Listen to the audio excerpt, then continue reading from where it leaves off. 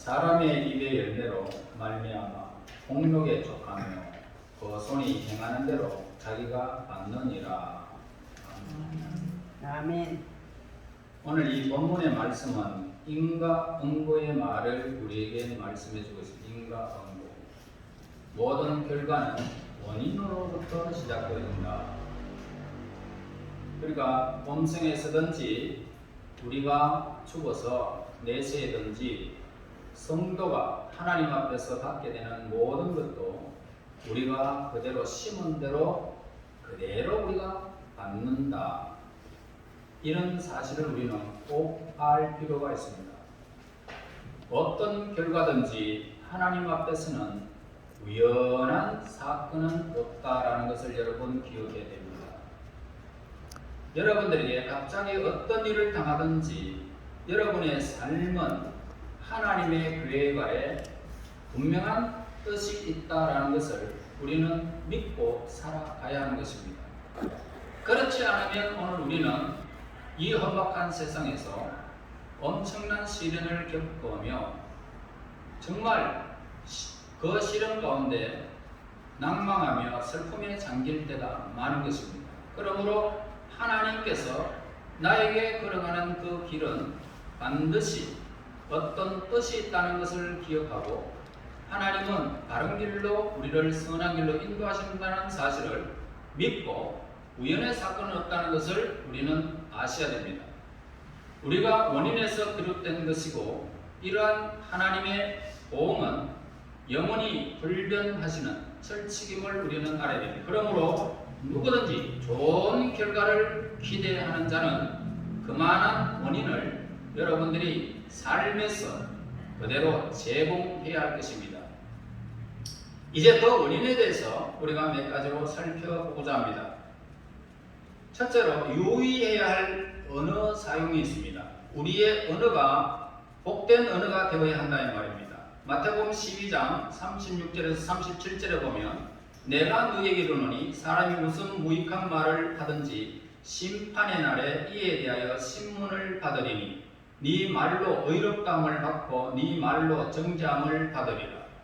여러분, 하나님이신 예수님이 하신 말씀입니다. 하나님의 보응의 법칙은 우리로 하여금 일상적인 언어 생활로부터 자세를 가다듬고 살아가라 이 말입니다. 복된 말을 할지언정 저주의 말을 하지 말라는 것입니다. 대다수의 사람들이 언어 사용에 있어서 경솔한 면을 노출시킬 때가 있습니다. 자, 이것은 대개 두 가지의 무지에서 비롯되는 것으로 볼 때, 첫째는 말이 쉽게 잊혀지며 기록으로 남지 않는다는 생각을 하고 있습니다.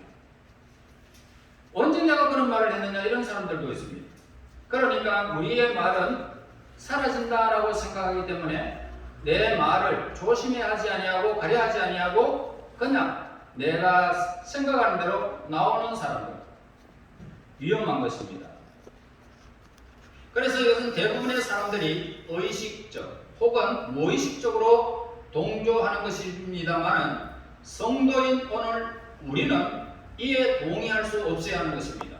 우리의 언어와 관련하여 예수님은 사람이 무슨 무익한 말을 하든지 심판의 날에 대하여 신문을 받는다라고 경고하고 있습니다.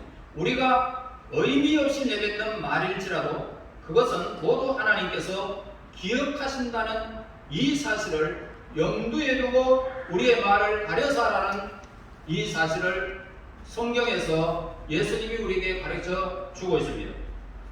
둘째는 말이 인격이나 신앙과는 무관할 것이라는 그릇된 생각입니다. 내가 대통령도 뭐 없는데 그냥 욕하면 어떠나? 물론 욕할 수 있습니다. 욕을 해도 관계는 없습니다. 그래서 사람의 입에서 나오는 말은 그 사람의 내면 상태에 대한 표현이기 때문에 말을 우리는 삼가할 필요가 있습니다. 강이나 바다에 떠다니는 배의 방향을 조정하는 것은 조그마한 키라고 할 수 있습니다. 그 키가 좌로 돌리면 좌로 가고 우로 돌리면 우로 가게 되어 있습니다. 그래서 키가 움직이는 것에 따라서 나가야 할 방향이 달라진다 이 말입니다. 그래서 인생에 일어난 우리의 배에는 말이라고 하는 조그마한 입술로 말로 통해서 나오는데 이 말로 통해서 혀라고 성경은 기록하고 있습니다. 혀를 성경에서 기록하고 있는데 따라서 이 혀를 어떻게 쓰느냐라는 것은 중요한 문제가 된다는 것입니다. 바다에서 암초가 있으면 키를 잘못 조정하면 어떻습니까? 배가 암초에 부딪혀 가지고 박살이 나버립니다. 다시 말해서 가다가 그냥 폭삭 주저앉아 버린단 말이에요. 그래서 인생의 혀도 이 혀에 한 번 잘못 사용하게 되어지면 어떻습니까? 난파한다는 것입니다. 사람들이 여러분들을 인정해 주지 않습니다. 그러므로 혀를 우리는 잘 사용해야 되겠다. 노련한 항해사나 선장은 바다에 대해서 잘 알고 있습니다. 그렇기 때문에 파손에 위험이 될 만한 어떤 장애물들을 피해서 배를 운행하고 안전하게 부도에 도착시킵니다. 이와 같이 우리는 나의 배는 혀로 우리의 삶의 방향을 이렇게 갈 수가 있는데 여러분들은 훌륭한 항해사가 될지언정 아주 무익한 자가 되서는 안 된다는 거예요. 혀를 마음대로 사용하지 말라는 것입니다. 그러므로 지혜로운 사람이 혀를 사용하는 것도 바로 똑같다 이 말씀입니다. 좋은 열매, 훌륭한 보상을 소망한다면 먼저 우리의 말에 유의한다면 여러분들은 좋은 항해사가 되어 하나님 앞에 심판의 날에 심판을 받지 않을 것입니다. 그 다음에 심은 대로 거두는 법칙이 우리에게 가르쳐주고 있습니다. 갈라디아서 6장 7절 8절에 보면 스스로 속이지 말라. 하나님은 업신여김을 받지 아니하나니 사람이 무엇을 심든지 그대로 거두리라. 자기 육체를 위하여 심는 자는 육체로부터 썩어질 것을 거두고 성령을 위하여 심는 자는 성령으로 영생을 거두리라 라고 말씀하고 있습니다. 하나님의 이 보응에 불변하는 법칙이 있는다면 심는 대로 거둔다는 것입니다. 심는 대로 거둔다. 자, 이것은 시간과 공간을 초월하여 모든 사람에게 동일하게 적용되기 때문에 좋은 날 보기를 소망하는 사람들은 먼저 종자 선택을 잘해야 되는 것입니다. 지금 여러분들이 가을에 봄에 심을 것을 가을에 심는다면 아무것도 거둘 수가 없게 될 것입니다. 지금은 가을이라면 반드시 가을에 심어야 하는 그런 종자를 선택해야 하는 것입니다. 종자가 나쁘면 어떨까요? 종자가 나쁘면 밭이 좋고 또 재배 기술이 탁월할지라도 좋은 것을 기대할 수가 없는 것입니다. 콩을 심은데 콩이 나지 팥은 나지 않습니다. 팥을 심었는데 또 콩이 나지 않습니다. 그렇듯이 악을 심거나 불의를 뿌리면 반드시 우리는 악을 거두게 되고 불의가 거두게 되어 있다는 것입니다. 여러분들이 아시다시피 하나님께서 마지막 유다 왕을 하나님은 너희들 갈대아에 바벨론에 너희들이 지금 가서 그 왕에게 지시해라. 에레미야에게 지시합니다. 시드기야에 가면서 왕이 앉아 그 선지자를 불러줘. 에레미야 선지자를 불러가지고 하나님이 당신에게 뭐라고 이야기합니다. 바로 이야기하십시오. 그럴 때 시드기야는 에레미야는 당신은 지금 만약에 하나님은 당신에게 명하고 있는데 바벨론에게 갈대아에 그들에게 항복해라. 항복하고 이제 두 손 들고 그냥 항복하기만 하면 당신의 생명은 살고 이 예루살렘 성은 불태워지지 않을 것이고 당신의 자녀들은 살아날 것이다. 그렇게 하나님이 말씀하십니다. 그랬더니 시드기야 왕은 나는 항복하는 것을 절개하지 않는다. 그래서 시간이 물론 항복 안 할 때의 시간의 공간은 있었겠죠. 몇 개월인지 며칠인지 1년인지 그건 알 수가 없이 기록되어졌지만 하나님은 하나님의 말씀대로 그들에게 적군을 보냅니다. 그래서 바벨론이 들어와 가지고 그들을 불태워버립니다. 예루살렘 성을 불태워버리고 하나님의 말씀대로 시드기야 왕이 보는 앞에 그 자녀들을 다 죽여버립니다. 죽여버리고 시드기야 왕의 두 눈을 뽑아버립니다. 그래가지고 바벨론으로 끌고 가죠. 그 비참함을 여러분들은 하나님 말씀대로 그대로 적용되는 것을 보지 않습니다.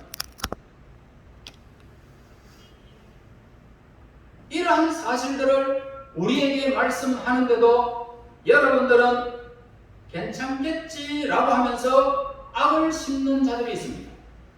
지금 여러분, 이 한국이 그렇고 세계가 그렇고 독재자들이 그렇습니다. 악을 심는 자는 반드시 그 악을 거둘 수밖에 없습니다. 왜요? 하나님이 그대로 약속해 주셨기 때문입니다.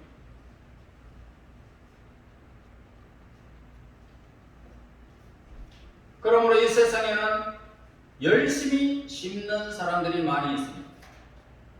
참으로 보기 좋은 모습입니다. 그런데 왜 그들이 실패할까요? 심는 사람들이 많은데 왜 실패합니까? 종자가 잘못 선택되어졌기 때문이라 이 말이에요. 종자가 잘못되어졌다. 좋은 씨앗을 뿌려야 좋은 열매를 거둘 수가 있습니다. 육체를 위해서 심는 자는 영생을 거둘 수가 없습니다. 성령을 통해서 하나님의 말씀에 따라서 내 삶을 움직이는 사람은 영생을 거둘 수 있습니다.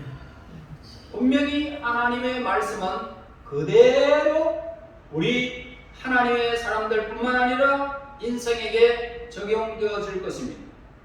나는 교회 안 나오니 아무런 상관이 없다. 물론 상관이 없을 수도 있겠지만 우리의 삶을 하나님을 멀리한 그 죄는 어마어마하게 심판의 날에 나타날 텐데 그들은 땅을 치며 통곡하게 될 것이고 심판의 날에 피눈물을 흘리게 될 것입니다. 농부들은 파종의 시기를 잘 알고 있습니다. 그리고 그 시기를 놓치지 않으려고 예를 쓰고 있습니다. 시기를 놓치면 그만큼 수확에 지장이 있기 때문에 그 시기를 정확하게 판단합니다. 모든 곡식은 심어야 할 적절한 시기가 있기 때문에 우리는 이를 알고 때를 놓치지 않도록 우리가 해야 된다는 것입니다. 성령은 선하의 범사가 기한이 있고 모든 목적이 이룰 때가 있다고 분명히 전도서 3장 1절에서 가르쳐 주고 있습니다.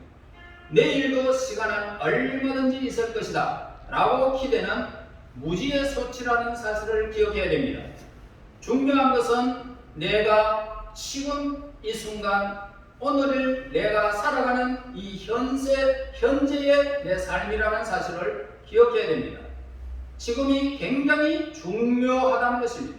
하나님의 말씀을 들을 때에 들어야지 듣지 아니하면 하나님은 길을 가려가지고 내 사랑하는 하나님의 백성들에게 길을 열어줄 뿐이지 듣지 않는 길을 하나님이 열어주지 않습니다.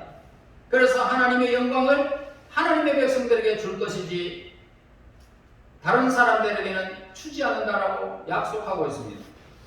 지금이 은혜를 받을 때입니다. 지금은 구원의 날입니다. 내일은 하나님만이 아시는 날로서 모든 사람들에게 감추어져 있습니다. 그러므로 우리는 부지런히 심어야 되는데 지금 우리는 심어야 됩니다. 오늘 심는 자가 내일을 기대할 수 있습니다. 오늘 심지 않으면 다시 심을 내일은 영원히 오지 않을 수 있다. 이 말씀을 기억해야 됩니다. 그 다음에 우리가 여호와를 경외하는 자의 복을 우리에게 가르쳐주고 있습니다. 잠언 22장 4절에 겸손과 여호와를 경외함이 보상은 재물과 영광과 생명이라 라고 했습니다. 하나님을 경외하게 되면 재물도 없고 영광도 없고 영원한 생명도 얻는다라고 말씀하고 있습니다. 하나님께서는 그 경외하는 자들에게 보응하시는데 먼저 이 생에서의 복을 하나님이 허락해 주실 것입니다. 여기에서 재물과 영광이 포함되어 있습니다. 사람들 가운데 돈을 싫어하는 사람은 아무도 없습니다. 다 좋아합니다. 불신자들이야 말할 것도 없지만은 우리 성도들도 대부분 돈을 좋아합니다. 부하고자 힘쓰는 까닭이 이것인 것이죠. 현대를 가리켜서 황금 만능 시대다 라고 하는 것도 이와 같은 인간의 심상을 꼬집어 말하는 것입니다.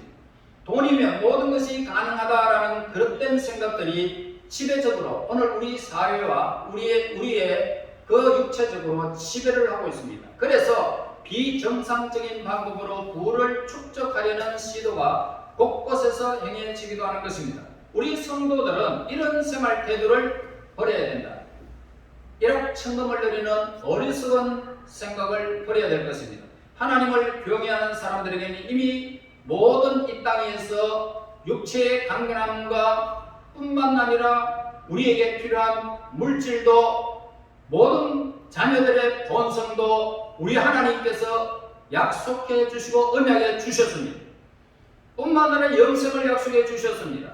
그러므로 하나님의 약속을 따라 우리의 삶을 세워갈 수만 있다면, 여러분 다시 말해서 하나님을 경외하는 자의 삶을 살아간다면 이 모든 것을 하나님께서 허락해 주실 것을 약속하고 있습니다. 그래서 여호와를 하나님을 경외하는 사람들에게는 약속된 또 다른 복을 내세에서 영원히 누리는 이 복을 영생으로 우리에게 말씀해 주고 있습니다. 자, 이것은 오직 경외함을 통해서만 가능한 것입니다. 모든 사람에게는 내세의 삶이 있습니다. 혹자는 그것이 복이 되기도 하고 혹자는 이것이 형벌이 되는 차이가 있을 뿐이지 내생이 있다라는 사실만은 불변한 진리인 것입니다. 그러므로 각 사람은 잠시 머물다가 현세에서만 집착할 것이 아니라 영원히 거할 내세의 관심을 늘 가져야 할 것입니다. 예수님의 비유 가운데 등장하는 어리석은 부자가 내세에 무관심한 사람이 있습니다. 그러니까 그는 엄청난 부를 누리면서 배가 있는 대로 배에 그 공간이 찰면 찰수록 맛있는 것, 좋은 음식, 기름진 것 그렇게 먹고 안락을 즐기다가 결국은 그는 지옥에 떨어져서 그 엄청난 비극의 주인공이 되는 것을 성경에서 우리에게 말씀해 주고 있습니다. 그 뜨거운 불지옥에서 물 한 방울이라도 혀에서 서늘하게만 한다면 소원이 없겠다는 이 엄청난 비극의 주인공이 부자였던 것이죠.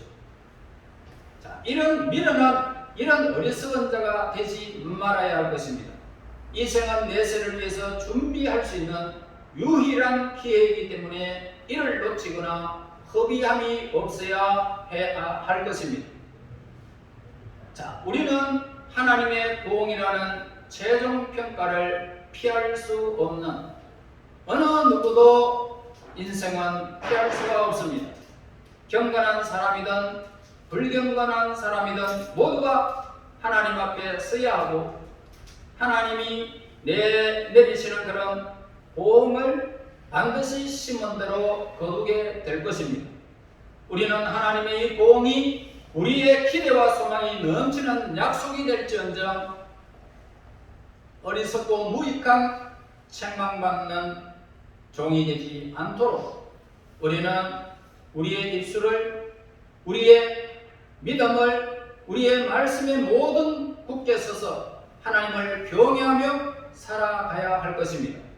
여러분 이 땅에 살아가면서 이제 하나님께서 하시고자 하시는 그 일들을 늘 기대와 소망을 가지고 우리 하나님께서 보응하시는 그날에 하나님이 경외하는 그 사람들에게 주어지는 이 복들이 저와 여러분들에게 있어 그 영광을 현세로부터 영원히 누리시기를 예수님 이름으로 축원합니다. 하나님 은혜 감사합니다.